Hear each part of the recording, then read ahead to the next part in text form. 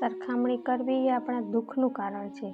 આપણે હંમેશા એવું કહેતા હોય કે કેટલો ખુશ છે, તેની પાસે કેટલા પૈસા છે, નોકર ચાકર છે, કેટલો સરસ છે, બધા તેને કેટલા પસંદ કરતા હશે, કેટલો ખુશ રહેતો હશે તે.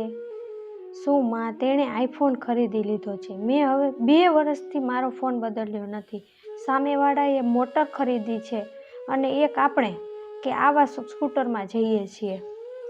ચિંટુ, તારા મિત્રને 90% આવ્યા છે અને તારે માંડ 50% આવ્યા છે.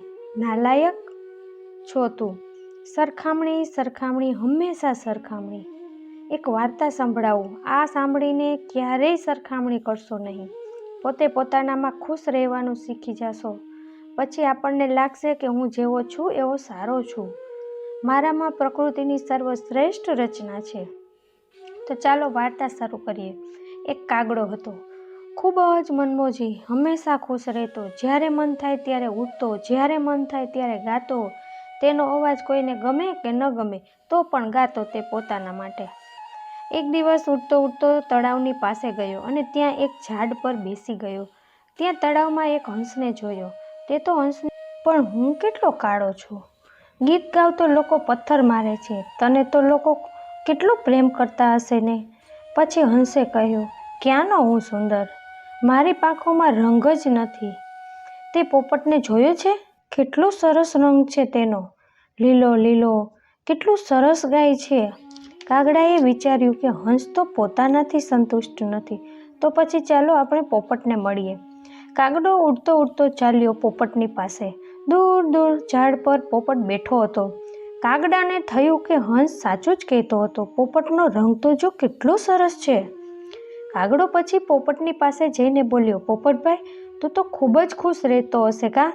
તારો રંગ કેટલો સરસ છે, તારી ચાંચ પણ કેટલી સરસ છે અને તું કેટલું મીઠું ગાય છે. તેથી પોપટ બોલ્યો, શું મારા ભાઈ, વધારે રંગ ક્યાં છે મારો? મોરને જોયો છે તે ક્યારે? કેટલો સરસ રંગ છે તેનો. હંમેશા કાગડાના મનમાં આવ્યું કે પોપટ પણ પોતાનાથી સંતુષ્ટ નથી. તો ચાલો પછી મોરને જ મળી આવીએ.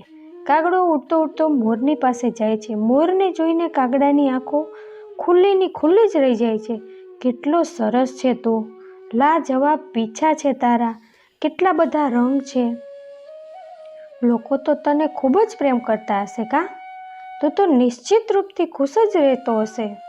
તેથી મોર ખૂબ જ ઉદાસ થઈ ગયો.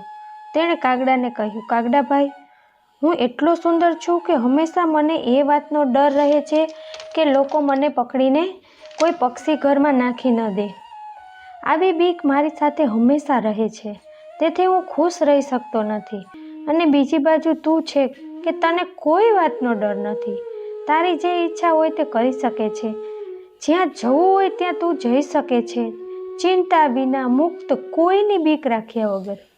કાગડો વિચારમાં પડી ગયો અને હસવા લાગ્યો કે હું ત્યારે પણ ખુશ હતો જ્યારે મેં મારી સરખામણી હંસ સાથે ન કરી હતી.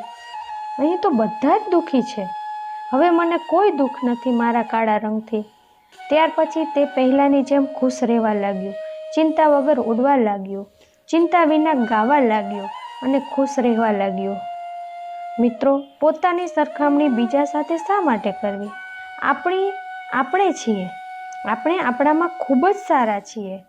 પોતાને ઓળખો, જે ગુણ આપણામાં છે તેને ઓળખીએ, જે વસ્તુ આપણામાં છે તેનાથી આપણું જીવન સરસ બનાવીએ. કોઈની સાથે સરખામણી ન કરો. સરખામણી કરવાવાળા ક્યારેય ખુશ રહેતા નથી. ફરીથી મળીશું મિત્રો આવતા વિડીયોમાં. ત્યાં સુધી તમારું ધ્યાન રાખજો, હસતા રહેજો અને હંમેશા ખુશ રહેજો.